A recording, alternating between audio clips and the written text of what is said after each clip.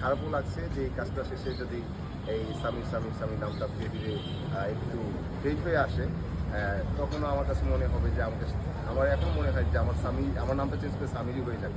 সামির আমি সবসময় সবাই আমাকে চিনো, এবং এই কাজটা আমার মনে হয় যে অনেক প্রজন্মের কাছে পৌঁছে গেছে।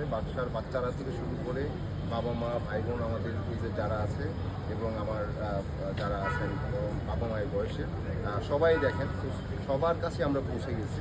তো অনেক প্রজন্মের কাছে আমরা স্মরণীয় থাকবো, এরকম আমার কাছে মনে হচ্ছে। এটা অনেক বড় প্রাপ্তি, এবং এই দর্শকদের আমি অনেক বেশি মিস করি।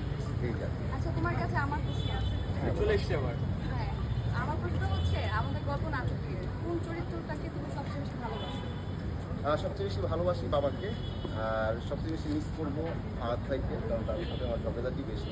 আর মেয়ে কিন্তু আমার সাথে বললা না তো ভালোবাসো না সাথে। আমি আর কাকে ভালোবাসি?